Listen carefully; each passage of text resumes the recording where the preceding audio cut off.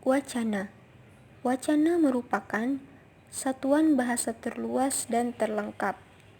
Wacana berdasarkan media penyampaiannya dibagi menjadi dua jenis, yaitu wacana tulis dan wacana tulisan. Wacana tulis merupakan wacana yang penyampaiannya menggunakan media tulisan.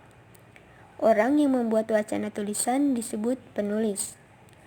Contoh wacana tulis terdapat dalam buku pelajaran, buku bacaan, novel, cerita pendek, artikel, dan sebagainya.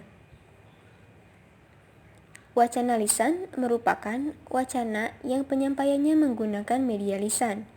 Contoh wacana lisan sendiri yaitu pidato, presentasi, bercakap-cakap, dan sebagainya.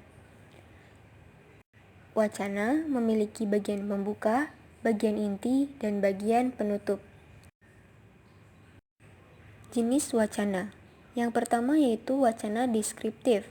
Wacana yang memiliki pengaruh kepada pembaca untuk membayangkan dan merasakan yang terdapat dalam wacana. Wacana deskriptif berisi penggambaran suatu hal. Yang kedua yaitu wacana argumentatif. Wacana argumentatif yaitu wacana yang berisi pendapat pembuat wacana tersebut. Pendapat tersebut tidak bersifat mengajak. Yang ketiga yaitu wacana persuasif. Wacana persuasif yaitu bentuk wacana yang berisi ajakan. Bentuk wacana ini hampir sama dengan wacana argumentatif. Keduanya sama-sama memberikan pendapat dan melampirkan data pendukung untuk menguatkan. Jenis wacana selanjutnya yaitu wacana ekspositif. Wacana ekspositif yaitu wacana yang berisi pemaparan sebuah konsep. Pemaparan tersebut bertujuan untuk menjelaskan kepada pembaca atau pendengar. Dan yang terakhir yaitu wacana naratif. Wacana naratif ini wacana yang berisi cerita. Pola pengembangan wacana. Pola pengembangan wacana yang pertama yaitu pengembangan analogi. Pengembangan wacana menggunakan analogi menjadi salah satu solusi ketika mengalami kesulitan untuk mengembangkan ide. Yang kedua yaitu pola pengembangan sebab akibat. Pola pengembangan sebab akibat bisa digunakan untuk mengembangkan paragraf menjadi wacana. Yang ketiga yaitu pola pengembangan akibat sebab.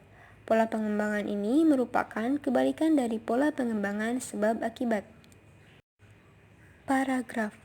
Paragraf adalah kumpulan kalimat yang biasanya mempunyai suatu ide pokok dan cara penulisannya sedikit anjlok ke dalam atau menggunakan garis baru. Syarat-syarat paragraf yaitu kesatuan, kepaduan, dan kelengkapan. Jenis-jenis paragraf. Yang pertama yaitu paragraf deduktif. Paragraf deduktif adalah sebuah paragraf yang kalimat utamanya diletakkan di awal paragraf. Yang kedua yaitu paragraf induktif.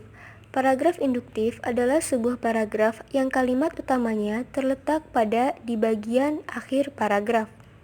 Dan yang ketiga yaitu paragraf campuran. Paragraf campuran adalah paragraf yang diawali dengan menggunakan kalimat utama, dilanjutkan dengan kalimat penjelas, kemudian diakhiri dengan kesimpulan pada bagian akhir paragraf.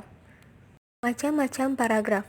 Paragraf dibedakan menjadi 5 macam, yaitu deskripsi, eksposisi, narasi, argumentasi, dan persuasi. Fungsi paragraf. Fungsi paragraf yang pertama yaitu mengekspresikan gagasan.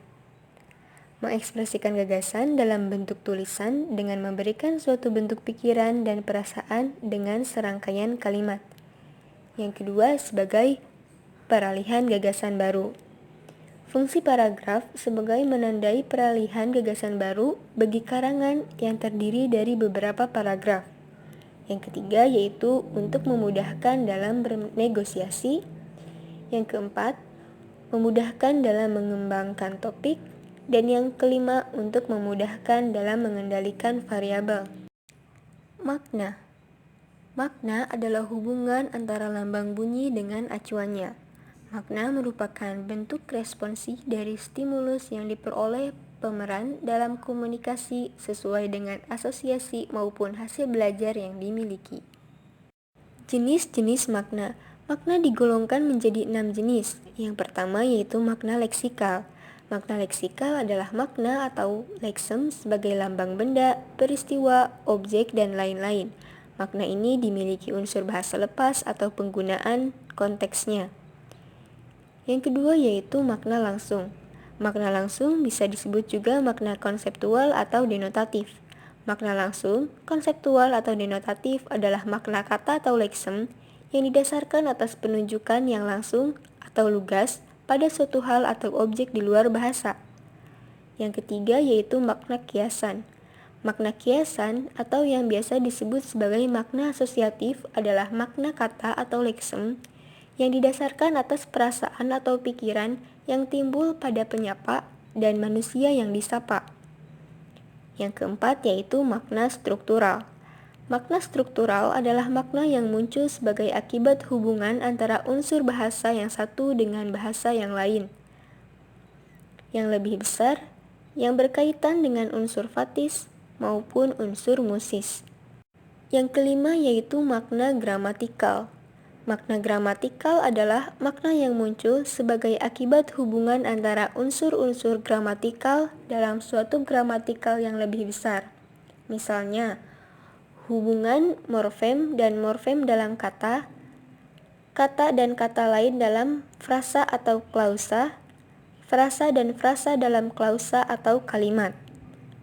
Yang keenam yaitu makna tematis.